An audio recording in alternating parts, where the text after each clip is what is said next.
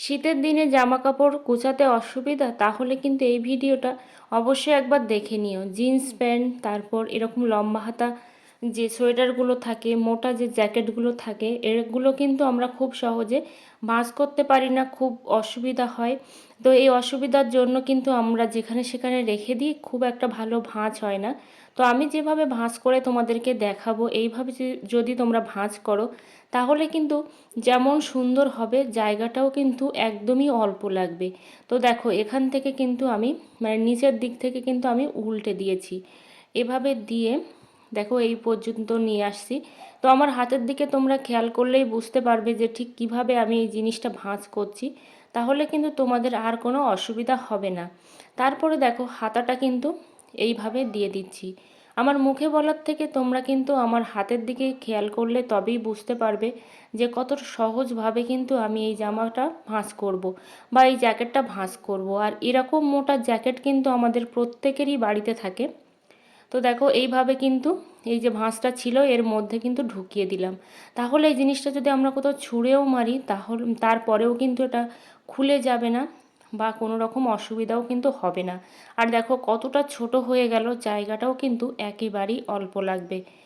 তো এইভাবে কিন্তু তোমরা এই টিপসটা ফলো করতে পারো। পরের যে টিপসটি তোমাদের সাথে শেয়ার করব, দেখো জিন্স প্যান্ট তো আমাদের প্রত্যেকেরই বাড়িতে থাকে। তো এই জিন্স প্যান্ট ভাঁজ করাও কিন্তু একটা অসুবিধার ব্যাপার।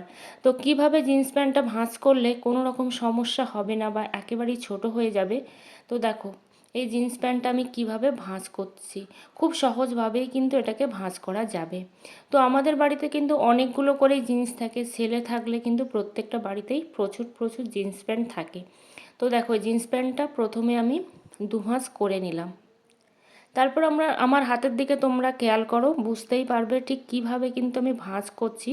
কারণ সব কিছু কিন্তু মুখে বললে যতটা ভালো হয়, তার থেকে বেশি কিন্তু দেখলে বা লক্ষ্য করলে কিন্তু ভালো হয়। তো এখানে কিন্তু আমি প্রথমে ভাঁজ করেছি, তারপরে দেখো সামনের দিক থেকে কিন্তু ভাঁজ করে নিয়ে এসেছি। তারপর এই যে প্যান্টের যে পাটা আছে, একটা পা কিন্তু আমি এইভাবে দিচ্ছি, তুমি দেখো এইভাবেই দিচ্ছি। তারপর এইভাবে আস্তে আস্তে কোন দিকটা দিলে ভালো হয় সেটা প্রথমে দেখে নিলাম। তারপর এইভাবে ছোট ছোট করে কিন্তু ফোল্ড বানালাম। একদম ছোট ছোট করে কিন্তু নিয়ে এসেছি। দেখো তারপরের প্যান্টের যে পাটা আছে, সেই পাটা কিন্তু উল্টে আমি দিলাম। উল্টে দিয়ে এইভাবে ছোট করে নিয়ে এসে তারপরে দেখো কিভাবে নিয়ে যাচ্ছি। এইভাবে নিয়ে কিন্তু এর মধ্যে ভরে দিচ্ছি।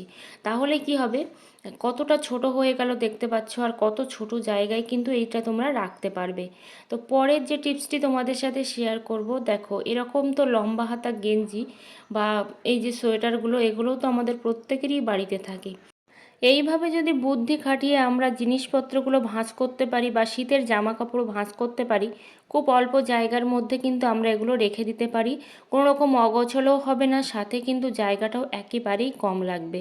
তো দেখো, এখানে কিন্তু প্রথমে আমি এটা ছড়িয়ে দিয়েছি। তারপরে দেখো এরকমভাবে কিন্তু পিছন দিক থেকে আমি ভাঁজ করে নিয়ে আসব। তো এরকম পিছন দিক থেকে ভাঁজ করে নিয়ে আসছি। আর এই জামাটা কিন্তু অনেকটাই বড়, তোমরা দেখতে পাচ্ছ। তো আমি ভাঁজ করে কিন্তু একেবারেই ছোট করে দেব। তো এইভাবে পিছন দিক থেকে ভাঁজ করে তারপর কিন্তু ঠিকঠাক করে দেখে নেব ঠিক কত দূর গেলে এটা ভালো হবে, সেটা কিন্তু দেখে নেব। তারপর দেখো এই যে মাথার দিক থেকে কিন্তু উল্টে আমি নিয়ে মাথার যে গেঞ্জিটা আছে সেটা কিন্তু উল্টে দিলাম। তারপর হাত দুটোকে কিন্তু আমি একটা একটা করে ভাঁজ করব। দুটোকে একসঙ্গে নিয়ে আসবো না।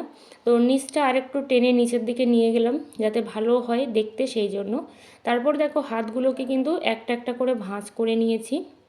নিয়ে এইভাবে কিন্তু আরও একটা ছোট তোমরা ভাঁজ করতে পারো, কিংবা একেবারে একটু বড় করেও ভাঁজ করতে পারো। যেভাবে তোমাদের সুবিধা মনে হবে যে একটু বড় করে রাখলে ভালো হবে বা একটু ছোট করে রাখলে ভালো হবে, সেইভাবেই কিন্তু তোমরা পজিশন অনুযায়ী ভাঁজটা করে নিও।